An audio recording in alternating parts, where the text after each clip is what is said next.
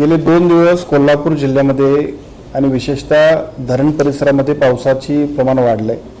हे सगळे प्रमाण वाढल्यामुळे साहजिकच सगळ्या नद्या पात्राबाहेर सुद्धा येतील अशी परिस्थिती आहे आणि त्या संदर्भातली बैठक आज जिल्हाधिकारी कार्यालयात आपण सर्व अधिकाऱ्यांसमवेत घेतली।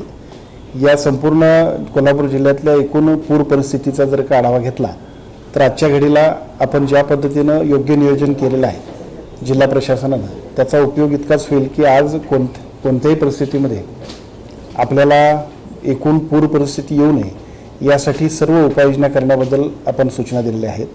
मला असं वाटतं की या सर्व सूचना देत असताना एका बाजूला सद्यस्थितीमध्ये आणखीनही 2 दिवस पुराच्याबद्दल पाऊस अजून सुद्धा पडेल अशा पद्धतीची परिस्थिती आहे।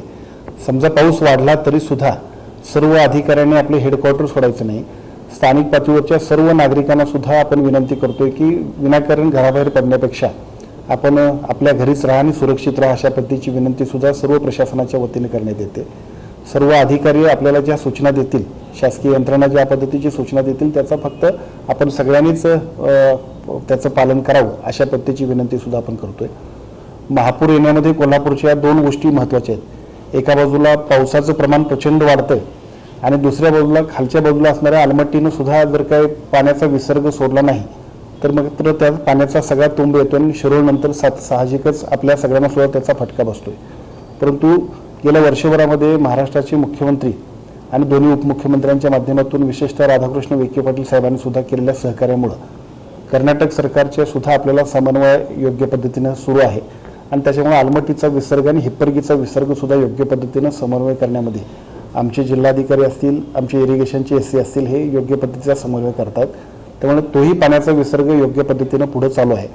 फक्त विनंती इतकीच आहे की प्रशासनाने दिलेल्या सूचनांचं आपण पालन करूया।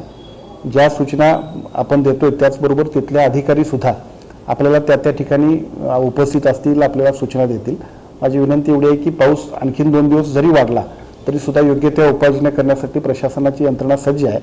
फक्त आपण सर्वांनी सुद्धा या पावसामध्ये विनाकारण बाहेर पडू नये आणि शासनाच्या सर्व नियमांचं पालन करावे अशा पद्धतीनं कोणत्याही परिस्थितीत या एकूण महापुराच्या किंवा पुराच्या परिस्थितीला सुद्धा योग्य पद्धतीने आपण सामोरं जाणार आहोत।